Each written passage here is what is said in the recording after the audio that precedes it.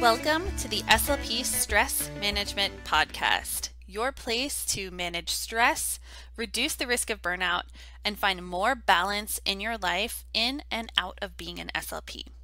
I'm your host, Jessie Andricks, and if you're here for it, we'll also talk about mindfulness and how you can bring it into your speech therapy sessions, working with students and children. In today's episode, we are going to practice just some calming breaths, a quick meditation. We're also going to learn a breathing practice and kind of an interactive breathing and body practice that you can use with your students to help them feel engaged as they get grounded. And I'll also give you an update on those 5 shifts that I was making as I headed into this school year and how it's actually going. So I am so excited to give you this little dose of my reality here, and I cannot wait to dive right in.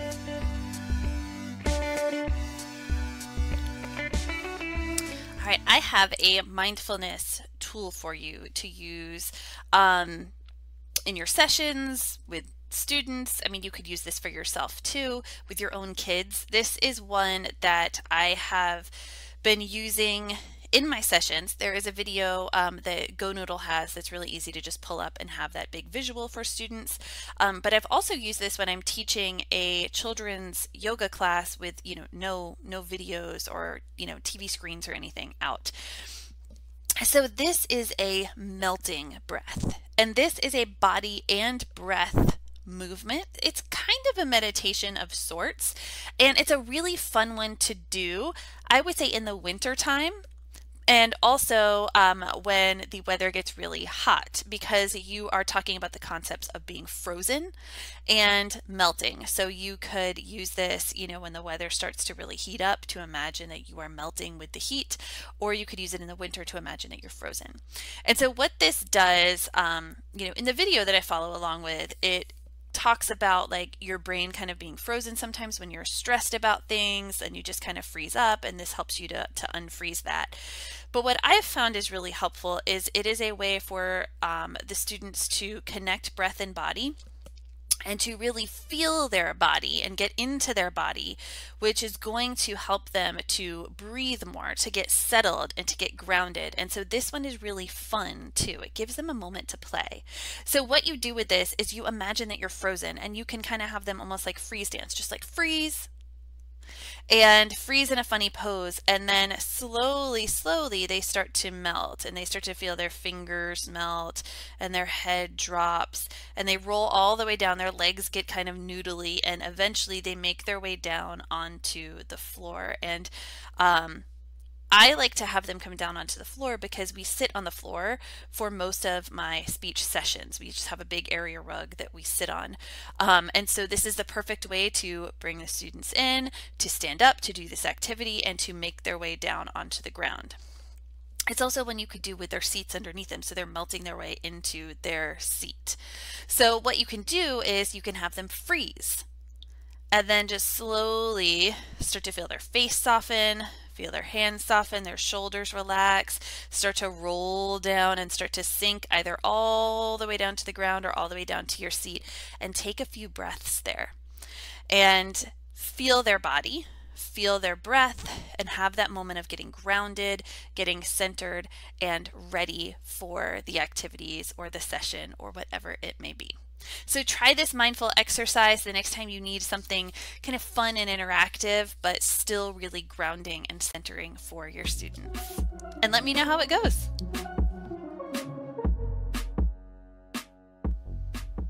Welcome to your meditation practice for today. Find yourself in a comfortable seat. Just let your shoulders drop down away from your ears so your hands can rest in your lap. And sit with a tall spine, not rigid, but not sinking down. So you have a lot of space to breathe. You get the crown of the head lifting, seat rooting down.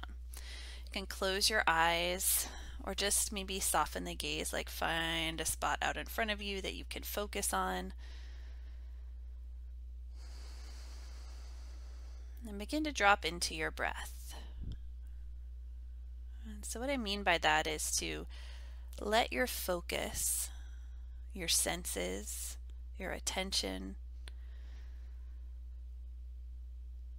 be on the breath.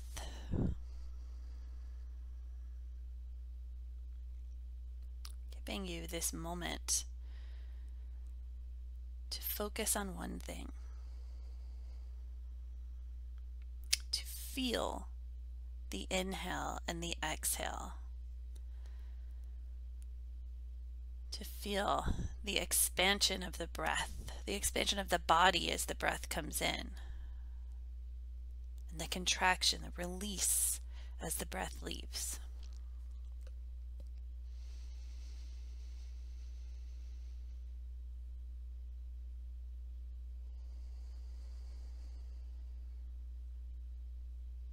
And if you can, breathe in and out through your nose.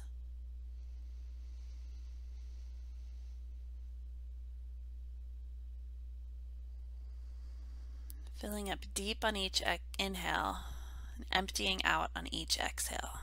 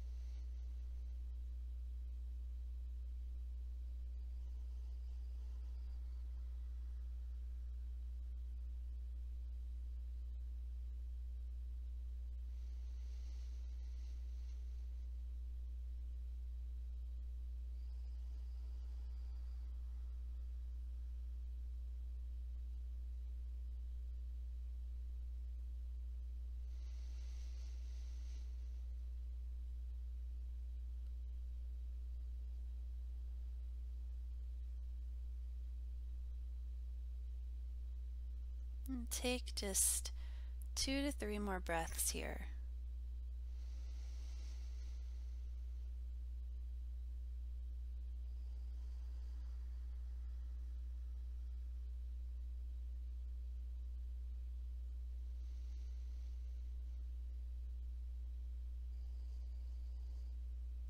When you're ready, maybe wiggle your fingers and toes, or roll the shoulders, and you can open your eyes, feeling that sense of being a little more steady and calm and grounded.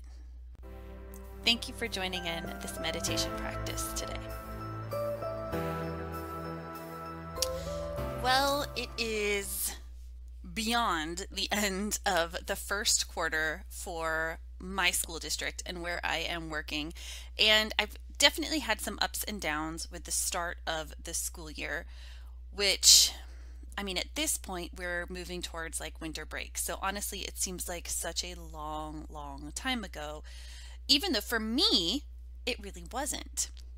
So here's how things went down this year and how things got started. Our school year starts here at the end of August, right before Labor Day. So we're not one of the schools, at least this year, that went back beginning of August or even like mid.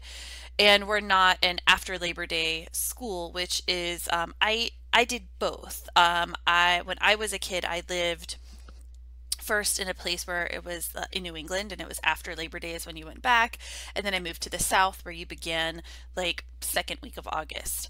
So for us, we start school the week before Labor Day. So you have a full week of school and then you have that Labor Day weekend, with teachers and staff going back 2 weeks before.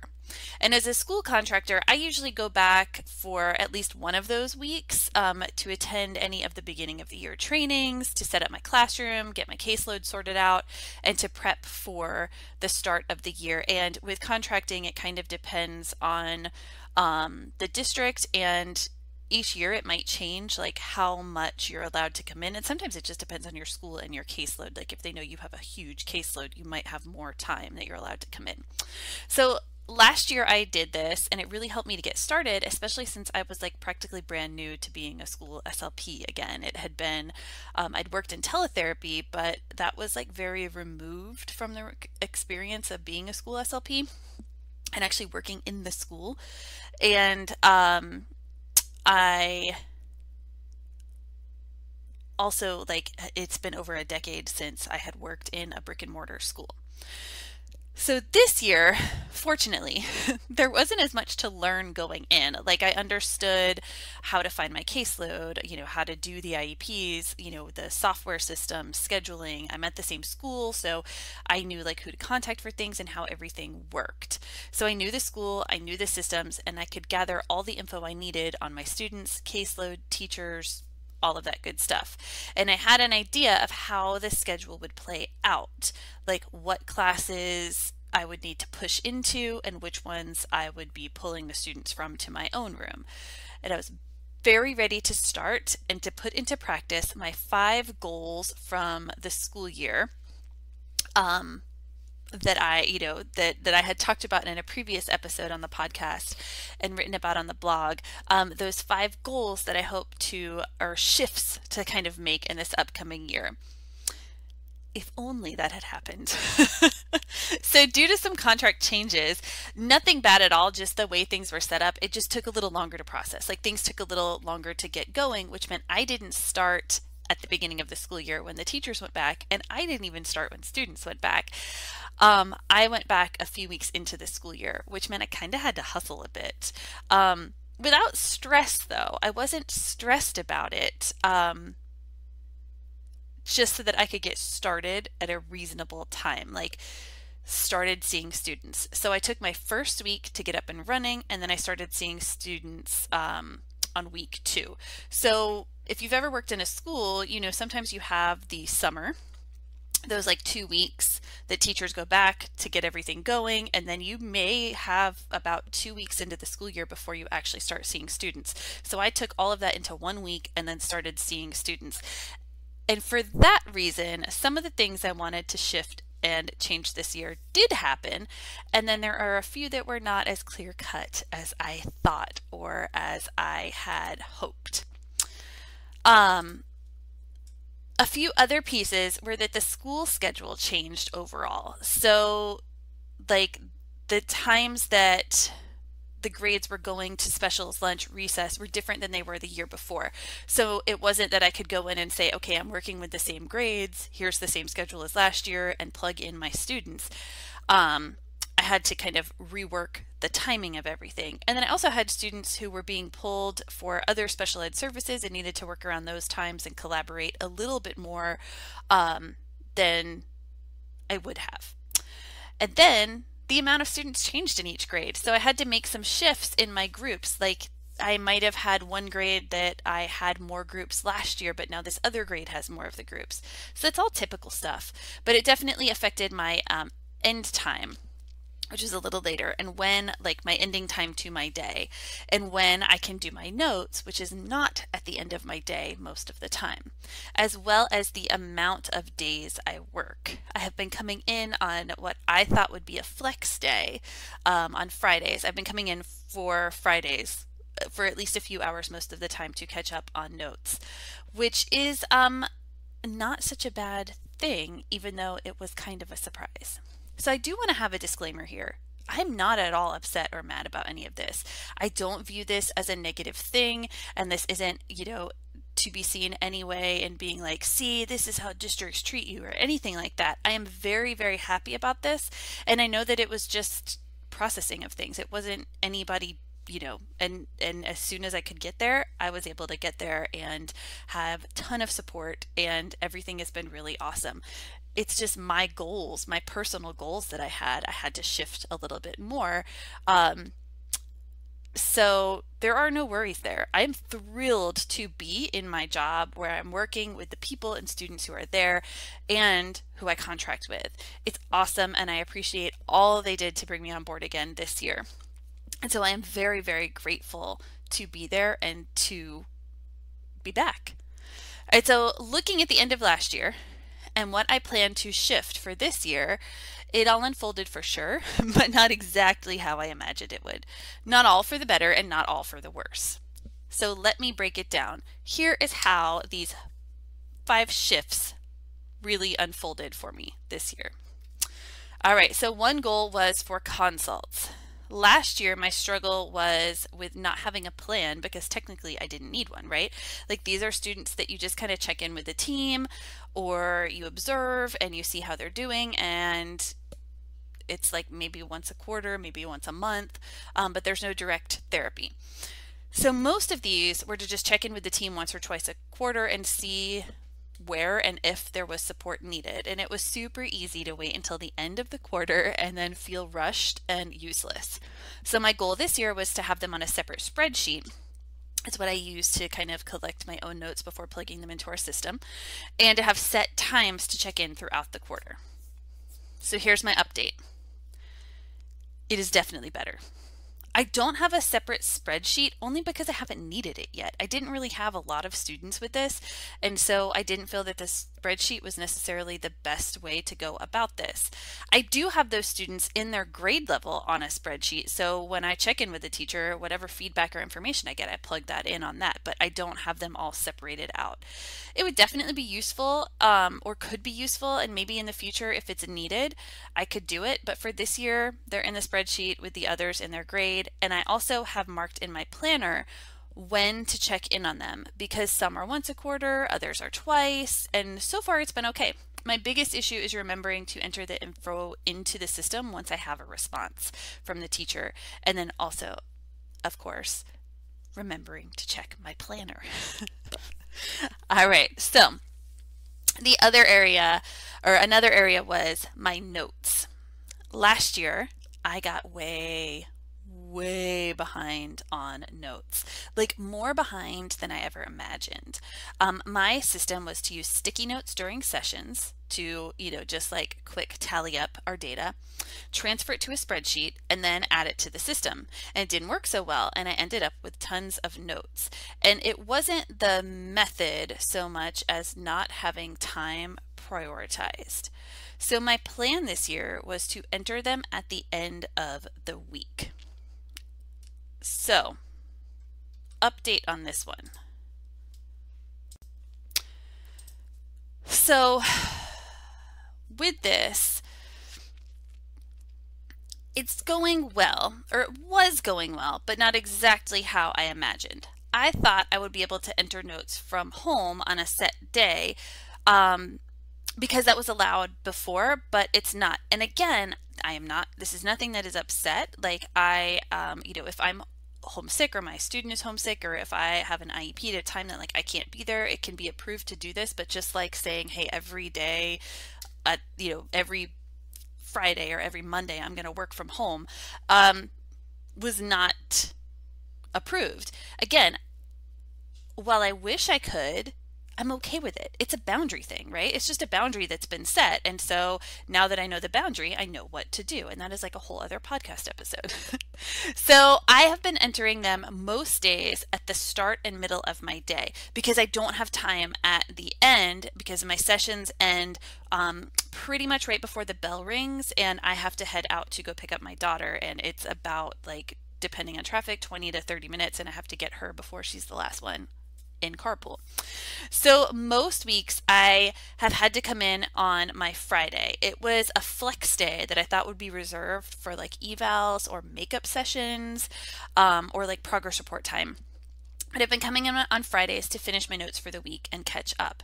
And it was working pretty well, and I didn't mind too much. Progress report week coupled with an eval derailed it a little bit, but I have been able to get back on track and was mostly able to get back on track before Thanksgiving, and was 1 week behind, which is so much better than last year. And I am now completely caught up on my notes, except for I think 2 sessions that I need to go back and enter. So I'm calling this one a win. It's different than I thought it would play out, but I do have that set time, and I know that what I imagined isn't what it, isn't how it is, but how it's working out and how I regrouped with it is totally working. All right, progress reports. Last year, I spent hours and days doing progress reports and not starting until the week they were due. Sometimes this was because I wanted to make sure I had all of the data for it, and because maybe the teacher hadn't opened it yet and I didn't want to be the one to start it first, like not sure. And also the ones that I did at the beginning of the year when they were new to me and I wasn't really sure how to do the progress reports, those took way more time than the ones at the end of the year when I very much knew how to do progress reports. So what happened last year was like I'd end up canceling sessions, rushing, and feeling this like urgent push to get them in. And I'm happy to say I had them all done the day before they were due this quarter. So that is my update here. My original plan was to mark in the calendar when to start them a few weeks out and then work on them at home if possible, which turned out that that was not possible, and I'm not willing to work off the clock because we shouldn't have to do that. So instead I came in on a day off and on a teacher work day and finished the last few when I would normally do my notes, and then I got caught up on my notes. And since I work part-time, I had it approved to use the extra day and the teacher work day to finish up. And so I had them scheduled in a few weeks earlier and was able to like get going on them earlier, and this all worked out better and hopefully will work well towards the end of the year. So being able to come in on a flex day or a day that I might usually be off, just kind of thinking of it as like a bonus day, or that teacher work day when that's what that day is normally for, getting approved to go in and work on it during that will be beneficial. And then evaluations. So evaluations, my plan was to get these like scheduled more. So this one really hasn't changed too much yet. Last year I was not scheduling them or writing them up right away, and so it would get really overwhelming trying to get them all completed. And I didn't have like a set day or time that was designated for these. It was just kind of like, hey, we need to have these, 3 screens done or these 3 evals done. And I would be like, okay, let me just kind of, piece together when I can grab these students. And so I wanted to have a better plan for maybe having that day or time, or having it set like when I would do it and when I would write it up. So the update is that this year has been much slower so far. I have done 1 eval and then I had a screen come in. I knew about the eval at the end of last year, and it was and then I was just sent a referral for a speech and language screening for someone else. So I have completed these. I didn't schedule them in right away. I didn't really schedule them so much as planned on doing them on my flex day. And for the reports on them, again, I just saved it for once I got caught up with my notes and on my flex day. So my plan is to try better to schedule these, or to like set a day in my planner, like this is when you're going to do these, and not just in my mind. And that this will probably be on the flex day. It's still in the right direction though. And this is the one that I feel like I can keep working on the most. So that's where I am currently this year. It is a big caseload and a tight schedule due to my time limitations, like picking my own kid up from school versus the school schedule that I'm on. But the stress is not building. And I really truly am enjoying the work, which I don't think is something we hear enough about. And so even though it's more hours than last year and a different schedule, I am really enjoying being there. And if there is any stress, it's more from the amount of like other things I have going on in addition to my job, like PTA stuff, hobbies, like getting together with friends, traveling, kid stuff, family time, teaching courses, podcasting. My dog broke his foot. Like those type of things are really where just balancing all of the things, trying to figure all of that out. And again, that's a whole other podcast. But as far as the stress I'm feeling at work and the balance between that and life, not feeling as much stress there. And I think it's really helped to have these little shifts and to just be more familiar with things. So what shifts did you make this year, and how are they working for you so far? Share in the comments or over on the blog, or send me a message over on Instagram at Jessie Andrix or at SLP Stress Management, and let me know how it's going. And if you want more resources to help you stay less stressed, sign up for the SLP Toolbox, where you'll get videos, audios, and templates to help you decrease stress and keep it down even in the busiest of times. Thank you so much for tuning in today. Love and light to you.